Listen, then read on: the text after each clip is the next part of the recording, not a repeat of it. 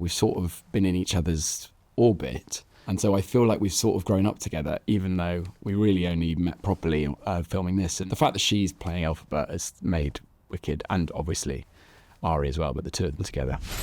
This is the end of a pretty Wicked-themed few years for you, presumably. Yes. What are your three main emotions right now? Joy, overwhelm, and relief.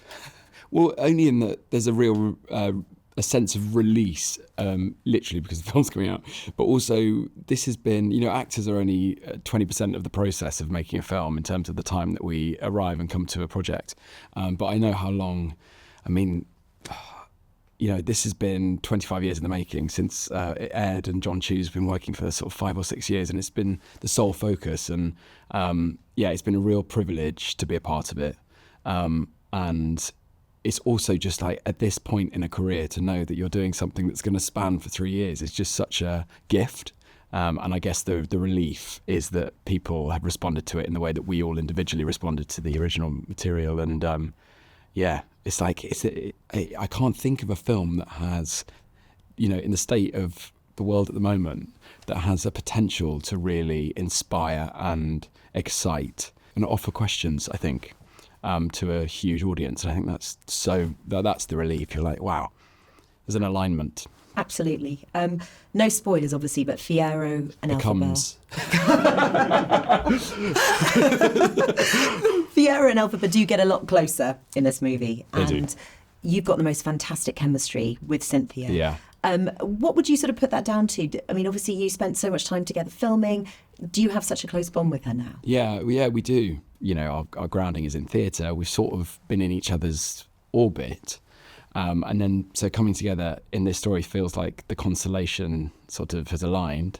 And so I feel like we've sort of grown up together, even though we really only met properly filming this. And there's just such a clarity and generosity in the way that she performs. And when you see her sing, no matter what you believe in, there's just something that she channels. And it's generous, and it's with ease and dignity and class. So when you perform opposite her, obviously chemistry is just about curiosity and about listening and communication and having a really good time whilst doing it. And she's the easiest person to have that with. And I just think I'm excited for our returned collaborations going forward. But yeah, the fact that she's playing Elphaba has made Wicked, and obviously Ari as well, but the two of them together. The casting is absolutely off the charts. Yeah.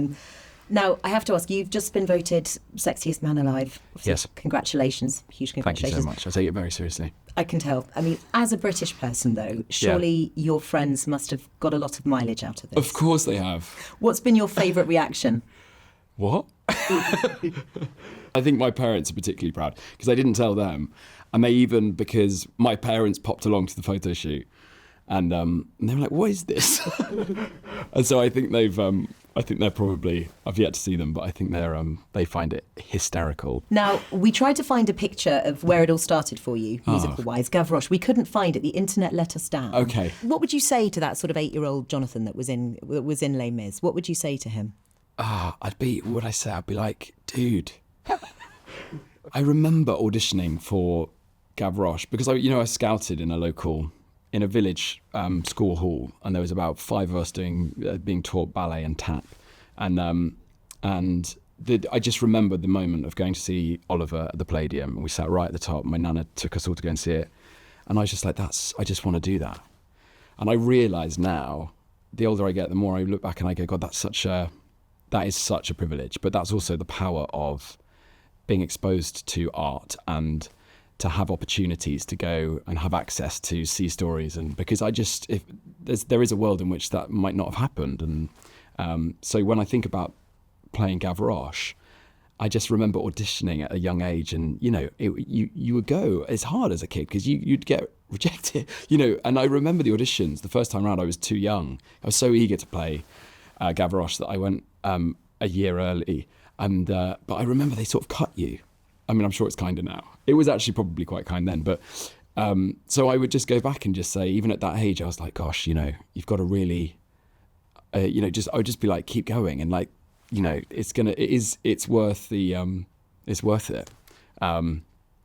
But I felt then, like I do now, is that there's still much more to work on. And I remember being surrounded by the cast and just smelling the sort of the makeup and the dry ice and hearing the orchestra warming up. And this was when it was at the Palace Theatre and it was a full orchestra. And I'm so lucky to have had that inspiration. So I'd just be like, keep going. And then when you, at one point, just start talking about it to heart.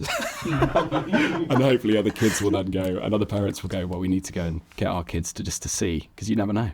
It's such a unique thing, isn't it, being in a theatre? I mean, I was going to say, obviously you've played so many iconic musical roles now. What is the one that you would still love to play?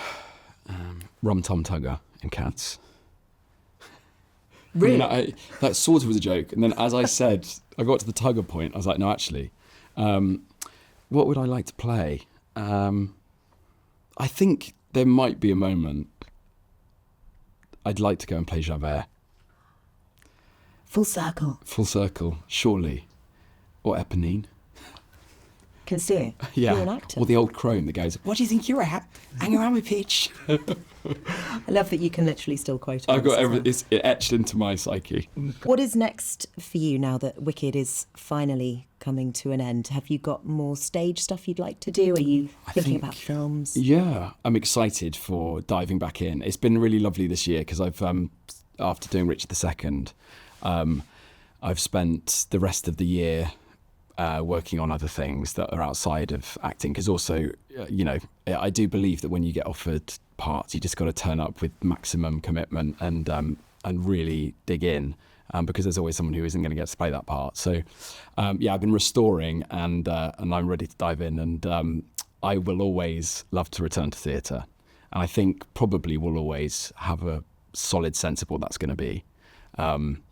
And in the meantime, I'm excited to dive into some more films as well, yeah. Amazing. Well, we can't wait to see what you do next. That was so good. I treaded that very well, didn't I? You did. I was going to say, I know Sorry. you're not going to tell me. I know. It's fine. Oh, my goodness. Well, Jonathan Bailey, thank you so much. Thank you. It's lovely to see you Yes, again. you too. Thank you for those lovely questions.